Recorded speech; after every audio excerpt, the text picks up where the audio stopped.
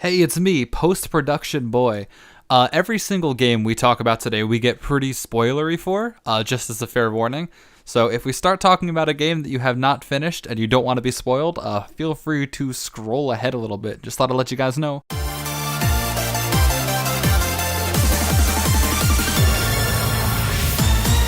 Hey, what's going on, everybody? My name is Tyler. And I am Luke. Hello, and Hello. welcome to bonus episode 30 of Holy Heck, I Really Like Love Live, our sideshow where we talk about things that don't necessarily fit in the whole song analysis part of a podcast. This doesn't fit into the whole Love Live song part about our pod.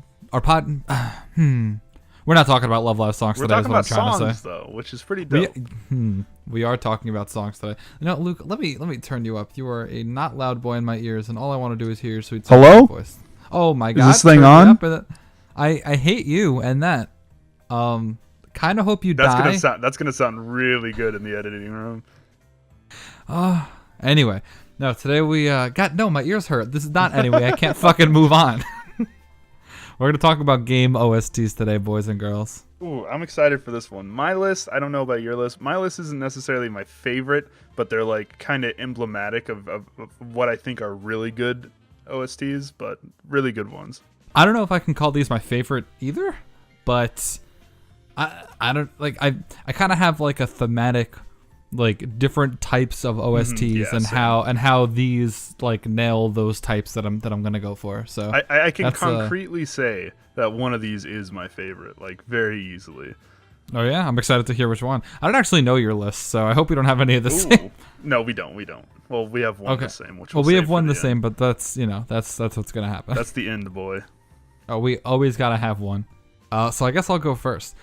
So for mine, I wanted to start things off with the kind of OST that you remember being good, but it's not like an OST you'd like rock out to. You know what I mean? Mm-hmm. It's more of just like it fits the theme of the game incredibly well. There's never a time when you're like, oh my God, like this doesn't fit. Like, you know what I mean? It's just very everything. Yeah, the ambiance is perfect. Everything fits.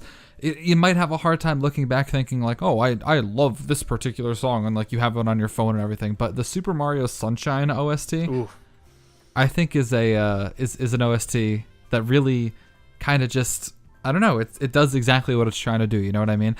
I can't really think of too many songs from Sunshine that like of course I'll listen to all of them, but not too many I'd like, oh, I'm excited to have it on my phone. It's more just like everything works. And I know I said that 40 times, but that's what I'm trying to convey here, that everything they try to do just works out really well.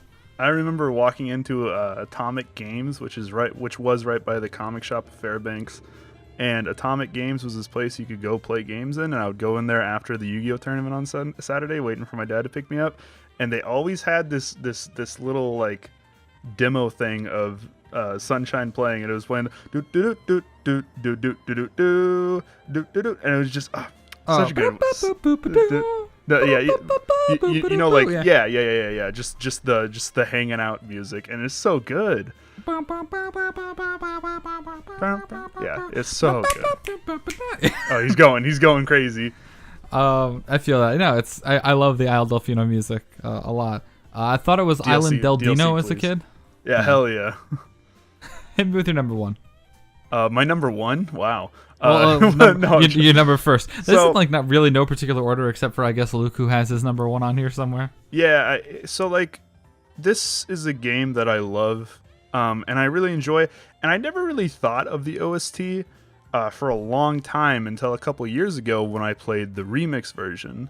In Kingdom Hearts 2, the OST I feel like is very fitting. The combat music is nice, but it's nothing. There's not a lot of songs in this OST to write home about. And then I played Final Mix 2.5, I think is what it's called. And they included, spoiler alert here, for pretty far into the game, they include a boss fight against Roxas at one point in the game where it feels like there should be a boss fight, but there's not in the normal game. But they included this boss fight against Roxas, and it plays this song, The Other Promise. And without The Other Promise, I would think pretty meh about this OST, even though it's one of my favorite games.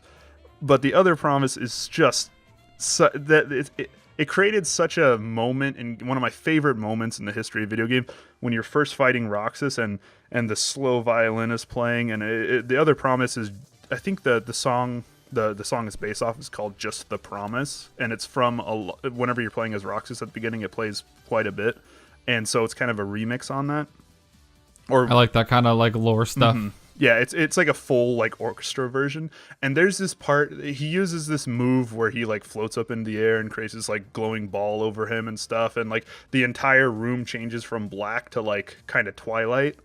And right when the first time I fought him, right when that happened, is when like the big melody came in the song, and it was so I was like blown away, and I was like, whoa, and I died because I was just like kind of. And that boss I fought a lot. I was playing on critical, which was the hardest difficulty, and I fought that boss a lot, and I died a lot to him, and that was where I learned how to use reflect. And that song is just one of my favorites. There's very few songs that I will listen to the full extended version of them and like sit down and enjoy it, all 30 minutes of it, and this is one of them. The Other Promise makes the OST and is one of my favorite video game OST, just songs in general.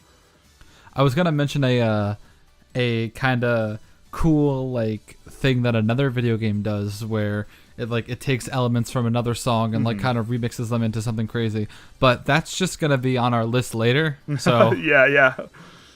So I guess we'll just wait for that. Is the Kingdom Hearts song that everybody from middle school knows from Kingdom Hearts 2, or is that from Kingdom Hearts 1? You know, walk away. That's Kingdom Hearts 1. Yeah. No, those I like Sanctuary, and I forget what the first one's called. Don't Go, maybe? I don't remember exactly what it's called, but like I like those two songs, but The Other Promise makes that OST for me one of the most sensational songs one of the greatest experiences I've ever had in video games, and helps make a pretty good boss fight into my favorite boss fight in all of video games. Wow, I had no idea. I love that boss fight. Kind of want to play it. I want to just go whack him a little bit. My number 2. So number 1, I talked about like thematic ambiance. That sounded really pretentious. What I meant to say was music sounds good when you're in level. My number 2 is just an OST that you can just like, every song is memorable. Like in less of an ambiance way and more of just the holy hell, sing to me, Crush 40. And that's Thank you. That's Praise honestly, Crush 40. I could just put like every Sonic game on here, like truly. Except maybe Sonic Chronicles, which I didn't know existed before today. Damn. Thank you, Dog of Annoyance and Harry the Weedmaster. Oh, when they were working on the Sonic lore. Yeah, they were. They told me there was a DS game, I think. Sonic Chronicle was like an RPG, and the music is just awful the whole time. But anyway, I picked Sonic Adventure 1. As I was talking about them with today, like I know everyone's game is like Sonic Adventure 2, but I just have so much nostalgia for Sonic Adventure 1. Every song is memorable. Like you could literally pick any level in the game and just play that level's music, and it would be great. Like even the hub world, both of them. I love the creepy chanting in Mystic Ruins. Like every song. Like I remember when I was a kid, sometimes I would just like hang out in my room, and obviously we didn't have like YouTube or anything back then. So I would just like go to the sound test menu in Sonic Adventure and just like pick a song and just let it play like infinitely, and it was great. Oh man. Just every song is great. I want every song on my phone as opposed to thematic ambiance. And the last thing I wanted to hit on is, we talk about musical cheat codes a lot on the show, where it's like if you insert this into your song, it'll be great. Like Highs, for example, and like Awaken the Power for something. If you make your final boss theme the theme of the game, it's automatically the best boss fight in the game. I feel that big time. So that's a thing, I guess. I feel like that's very similar to making the anime OP like the final song that plays during the biggest battle at the very end of the show, and it's always hype. Yeah, just consistently. Yeah, and following that, I was talking about how why is there a second phase of Perfect Chaos? What the hell? And they just like get rid of the cool music and make them a little harder. Like just extend the first phase out, make them harder, and just let me listen to Open My Heart the whole way. I remember just the joy I felt as a kid when I finally learned how to play Open Your Heart on guitar. Man, it felt good. But yeah, so number 2 for me, no particular order for me. Gotta go with our boy Sonic Adventure 1, but really every Sonic song that ever exists. Honestly, let's be real. Yeah, except maybe His World. I don't really like that song very much, but whatever. Rip. Massive, big, same. What about you? So this one's kind of like Tyler's. My first one was one song making an OST. Persona 5's OST is just all so good. There's not a bad song among it.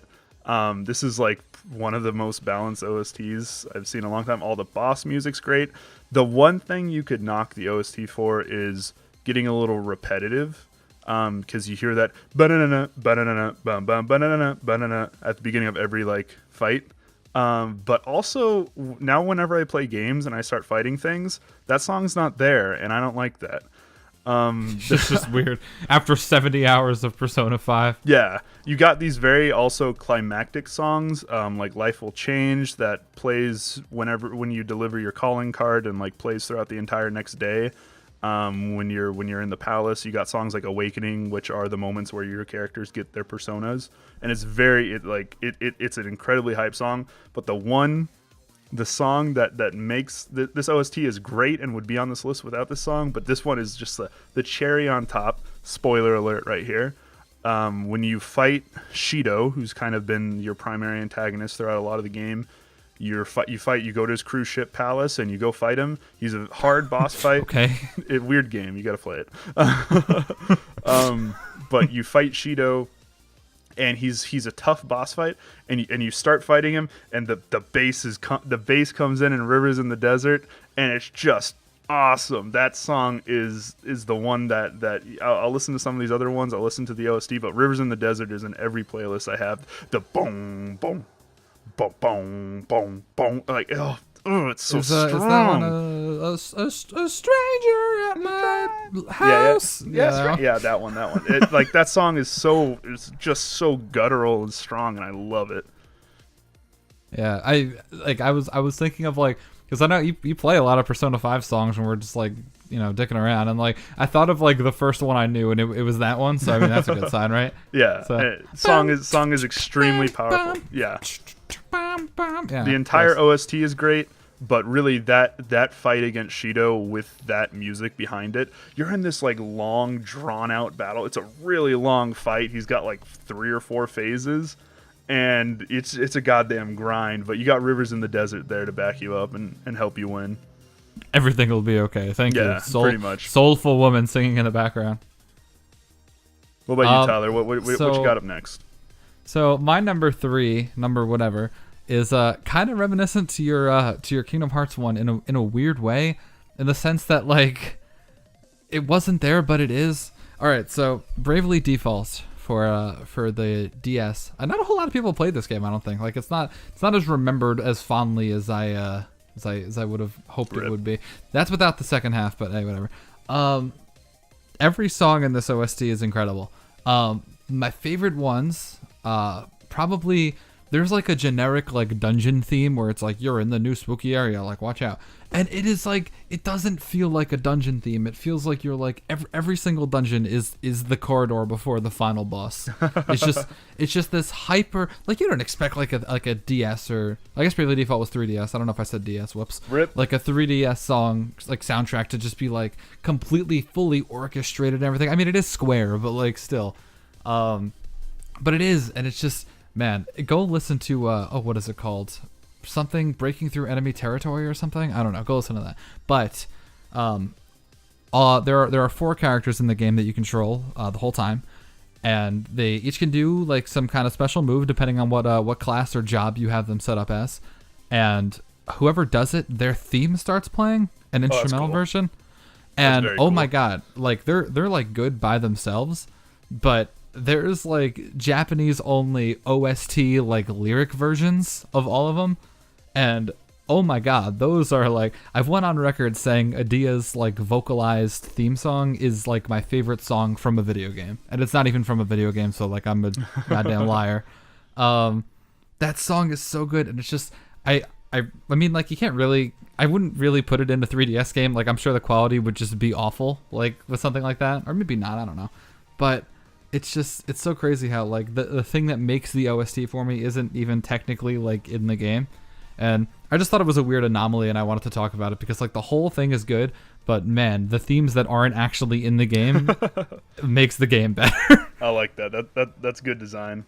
Keeping this one shorter and sweeter. I didn't say short and sweet because it was not short, but definitely shorter. What about you? All right, my next one's kind of a weird choice because there can just be not an OST in this game. Well, there is, but it's really kind of bad and generic. And this is kind of true for all the new Fallout games. The OST is pretty below it's pretty subpar if you just don't play with the radio on. It's very generic, like there is an enemy, we must fight them music, or very generic like you are wandering the desert music, like it's not great. Yeah, like a harmonica or something. Yeah, but like Fallout New Vegas, when you turn on that radio and you just got these goodies, these oldies, and they reassure you, and it feels like you're just traveling with a partner right there, and he's just playing instruments and having a good time with you. Like it feels so weird that I'm listening to Big Iron or Johnny Guitar while shooting super mutants. Like these don't feel like the right songs to be playing, but also it just works. And I can't imagine playing a Fallout game without the radio on. I know a lot of people that do, but like that's weird. Y'all are weird. I didn't know you could until my halfway through my first playthrough in New Vegas. So I mean, yeah, I feel like that just lends to the incredible like aesthetic Fallout is. Like there is no game like Fallout. You know what I mean? It's just like in the exact time period where it's like it's the future, but it's not, and also but we're it's in the also 50s, but not really. Yeah. So I feel like no other game could pull it off as well as that is, because it's like it fits so well, but you're like it shouldn't. Why? You know what I mean? Yeah, you're fighting these like legendary Deathclaws, and then like Big Iron on his head. Yeah, like it's so weird that it works, but it works so incredibly well that I'm okay with it. Honestly, I played through this whole game. I swear to God, I only thought like the only song in this game was Johnny Guitar. How many times? Yeah, I feel that. Dude, there's like one of the radio stations plays like 4 songs, but they're all really good, so it's fine. I also like that you get different choices for your radio station, so you can like get different choices of your ambiance and weird character kind of narrating your journey. So enjoy that. Yeah. I was talking to my friend Mike, and we were talking about music he liked, or just we liked, and I knew he liked kind of like harder, like metal-ish stuff or whatever. And then he was like, "Yeah, I kind of like oldies too." I'm like, "Oldies, like 40s, like 30s and 40s." He's like, "Yeah." And then like I thought about it for a second. I'm like, "No, you just played Fallout. Shut up." Dude, Mike's my Fallout New Vegas boy. Yeah, he likes New Vegas a whole lot. He was the one who introduced me to New Vegas. He forced me to buy it on Steam sale. Good. 100 years ago. Good. And then like 50 years after that, I actually got around to playing it, and thank you him, because it was a lot of fun. Really good game. Really fun until I realized the anti-material rifle was the best thing in the game, and you couldn't lose with it. That was but that's not related to the OST though. So as is holy heck tradition, not because we plan on it, but because this always happens, we have the same number, This is just my favorite video game OST ever. Like I think I might be up there for me. I can't cement it with the young favorite yet, but Undertale, come on, like have you played it? I've finally just conceded the fact that this is like, it took me a long time, but I'm just ready to concede the fact that this is my favorite video game OST. I listen to the entire OST like once or twice a week. It's so good. I got a paragraph of stuff that I have like scripted out. When I was first pitched this idea for this episode, it was because I wanted to say these exact things. I'm gonna let you go first, and then I got a lot to say. So you hit me with you eat. Okay, sorry if I make you repeat anything. That's fine. Undertale is a soundtrack that you can just go listen to whenever you want. There is no mood requirement for it. You just go. And every song is short enough to be enjoyable. Every song has memories attached to it, assuming you've played through the game. Which do, what the hell? Why? It's like 2018. What the hell? Every song has some kind of like cool memory. Like, oh, I remember this song. This is when this happened, and it's just so charming. I feel like Toby Fox is like a legitimate musical genius. I mean, he also made Undertale, so he's also a game design genius. But whatever. Praying hands emoji. Yeah.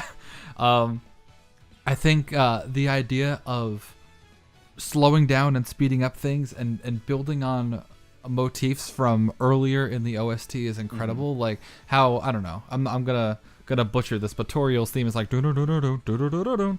And then in the middle of Asgore's theme, you just start hearing do-do-do-do-do-do-do-do, because spoilers. Cool.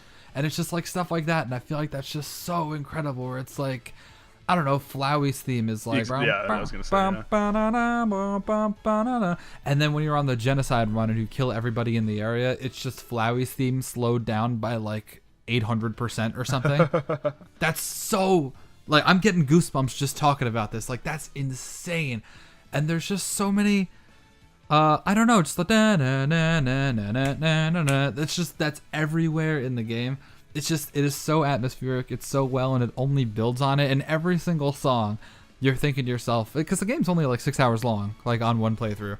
Your first time where you're like stopping to talk to everybody. So like the entire time you're noting down like, oh, this fight was great and it had the best music. I gotta remember this music later. And then you get to the next fight and you're like, this music was so great. It was even better than last time. And it literally just keeps getting better until you hit Hopes and Dreams Save the World at the end, where it's just the best song. Here it is. Ooh, lad.